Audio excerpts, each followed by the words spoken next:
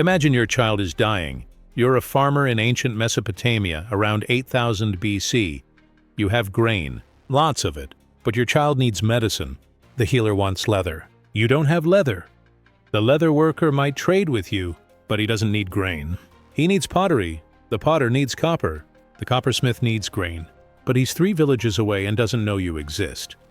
Your child has 3 days. This is the world before money existed, and it nearly destroyed us. See, we think of the barter system as this quaint, simple thing. You have chickens, I have wheat, we trade, everyone's happy. But that's not how the history of money actually started. Barter wasn't just inefficient, it was often impossible, and sometimes it was completely unfair. Today, you're going to discover why early trade almost broke human civilization. The bizarre things people used as currency before coins, and the dark secret nobody talks about. In a barter economy, what you own might be worthless, because value, it turns out, is all in your head. Let's start with the fundamental problem economists call the double coincidence of wants. That's a fancy way of saying, I need to want what you have, and you need to want what I have, at the same time, in the same place. Think about how insane that is. Let's say you're a sandal maker in ancient Egypt. You make the best sandals in Memphis, but you're hungry. You need bread. You find a baker. Perfect, right? Wrong. The baker already has sandals. What he needs is beer. You don't make beer. So now you need to find someone who makes beer and wants sandals, and is willing to trade with you before trading with the baker. You see the problem? Ever tried to sell something on Facebook Marketplace? You know that feeling when someone messages you saying, I don't have cash, but I can trade you this keyboard and some old Pokemon cards? Yeah, imagine that, but for literally everything you need to survive. Now multiply that frustration by 1,000. Because in ancient times, you couldn't just scroll to find another buyer. You had to physically travel, sometimes for days. And here's the thing that really messed people up. The problem of perishability. Your grain rots. Your fish spoils. Your animal gets sick and dies. So you're not just trying to find the perfect trading partner. You're racing against time. Against decay? Against nature itself. The stress was unimaginable. So humans got creative. They started asking, what if instead of trading my specific thing for your specific thing, we all agreed on certain items that everyone wants? Things that are durable, divisible, portable, and universally desired. And one of the first things they landed on? Salt. Yeah. The stuff on your kitchen table was once more valuable than gold. In fact, Roman soldiers were paid in salt. That's where we get the word salary. From salarium, salt money. But here's what's wild. It wasn't just about taste. Salt preserved food. In a world without refrigeration, salt meant survival. Salt meant you could store meat for winter, feed your family during drought, travel long distances without starving. Salt was life insurance. In the Sahara Desert, salt was so valuable that merchants created trade routes spanning thousands of miles. The famous trans-Saharan trade routes? Caravans of camels carrying white gold from the salt mines of Tahaza to the markets of Timbuktu.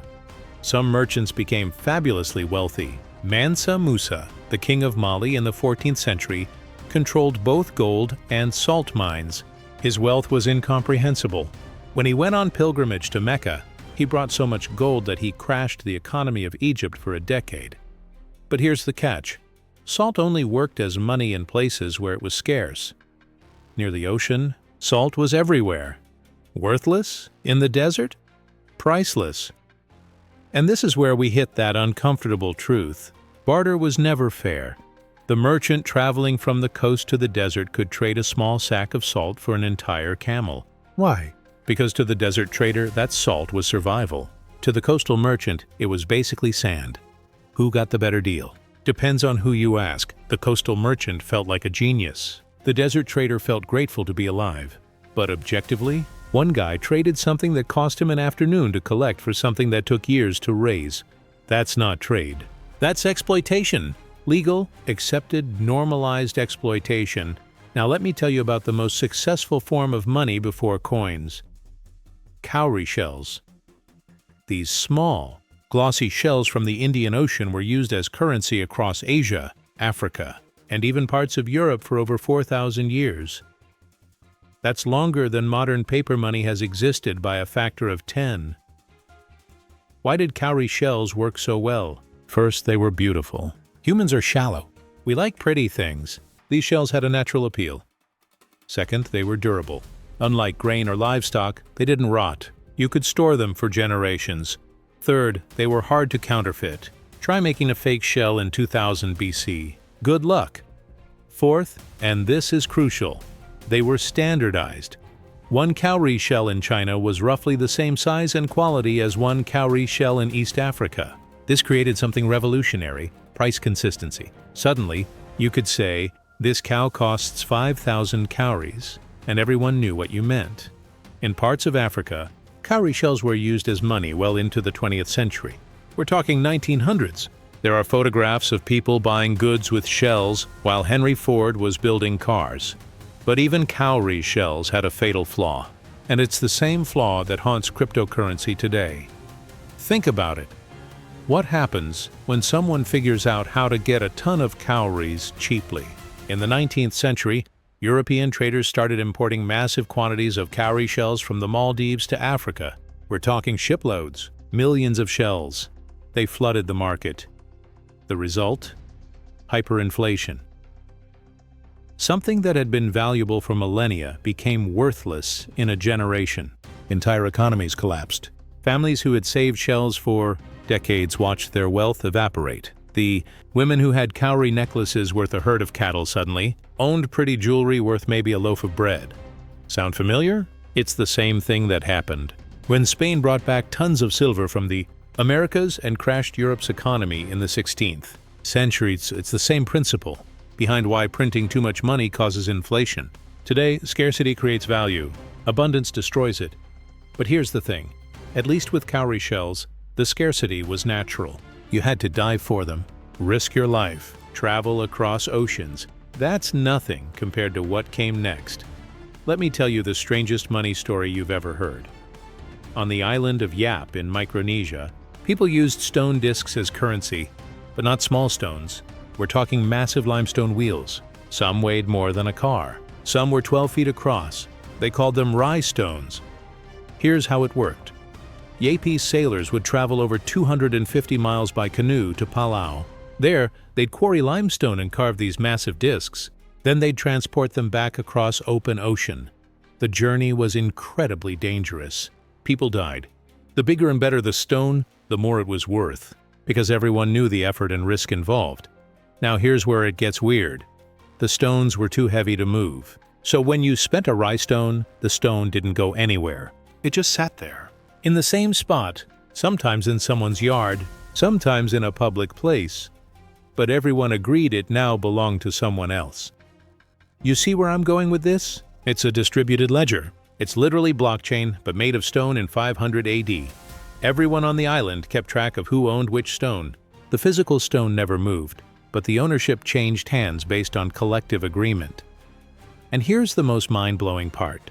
There's a famous story about a rye stone that fell off a canoe and sank to the bottom of the ocean during transport. Did it lose its value? No. Everyone agreed it still existed. It still counted. Families used it in transactions for generations. They were trading a rock they couldn't see, that nobody could access, that might not even be where they thought it was anymore. But it was still money, because they agreed it was money. This is the secret of all currency. It's a collective hallucination, a shared story we tell ourselves. The dollar in your pocket has value because we agree it has value. Stop agreeing and it's just fancy paper. Bitcoin is valuable because people agree it's valuable. Stop agreeing and it's just numbers in a database. The Yapes understood something profound. Money isn't about the physical object. It's about trust, about consensus, about a shared belief system. But let's come back to that uncomfortable truth from earlier. All of these systems, salt, shells, stones, they all had the same fundamental problem: subjective value. What something is worth depends entirely on who's evaluating it and when. The famous water and diamonds paradox that economist Adam Smith wrote about in 1796 explains it perfectly. Water is essential for life. Diamonds are shiny rocks you don't need. Yet diamonds are worth infinitely more than water. Why? Because most of the time, water is abundant. You're not dying of thirst right now. so a glass of water is worth basically nothing to you. But if you're dying in the desert, you'd trade every diamond in the world for a single cup of water. Value isn't inherent, it's contextual, and this is what made barter so brutal. The person with leverage could name their price. The desperate person had no choice but to pay it. You need medicine for your child? The healer knows it. He can charge whatever he wants. Your entire harvest for a single dose. You need that harvest to feed your family? Too bad. Watch your child die or watch your family starve later. These weren't hypothetical scenarios. This was daily life for most of human history.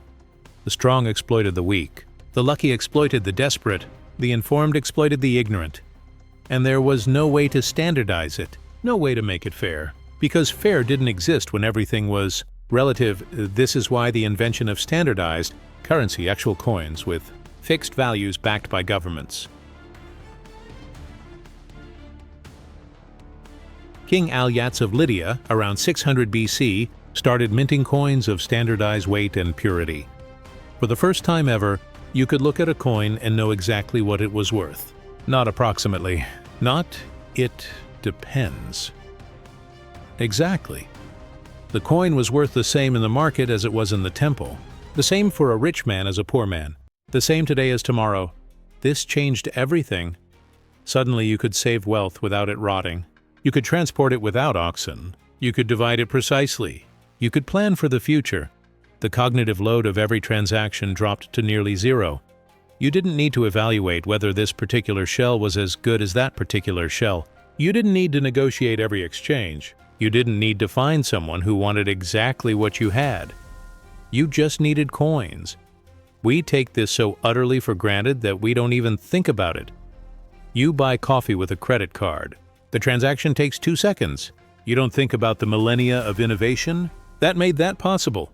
You don't think about the farmer who would have spent 3 days finding someone to trade his grain. For a leather pouch, you don't think about the mother watching her child die because she couldn't complete a chain of 6 trades in time. You just buy your coffee and forget about it. But here's what's fascinating. We're seeing this problem reemerge today in weird ways. Ever tried to trade items in a video game? That's barter. It's frustrating, right? So games invented currency systems. The housing market, that's basically advanced barter. Try buying a house without a standardized currency system and a banking network. Try it with chickens and salt. Even cryptocurrency, which was supposed to replace fiat money, has mostly become something people trade for fiat money. Because we keep relearning the same lesson. Standardized. Universally accepted currency solves a problem that nothing else can solve. So, here's what I want you to take away from this. Money isn't just a tool. It's not just a convenience. Money is a technology that solved one of humanity's most fundamental problems. How do we exchange value fairly when value is subjective? The answer? We agree on a fiction. We create a shared unit of measurement that exists only because we say it does. And that fiction, whether it's cowrie shells or coins or dollars or Bitcoin, that fiction freed us. It freed us from the tyranny of coincidence, from the desperate search for the perfect trading partner, from watching our wealth rot in storage, from the exploitation of the desperate by the lucky. Before money existed, trade was chaos. It was survival. It was often deeply unfair. After money, we built civilizations. We built global networks. We built the modern world. Every time you tap your card or send a Venmo or check your bank account, you're participating in a technology that's thousands of years old. A technology built on the strangest foundation imaginable, collective belief. Because money is worth something only because we agree it is. And that agreement? That's the most valuable thing we've ever created. Next time someone tells you money is evil or corrupting, remind them, money is the reason you're not trying to trade chickens for an iPhone right now. Money didn't create inequality. Barter did. Money didn't create exploitation. Subjective value did. Money just made the system visible, standardized, and in some strange way more fair. Not perfectly fair, but fairer than what came before, and that's worth something.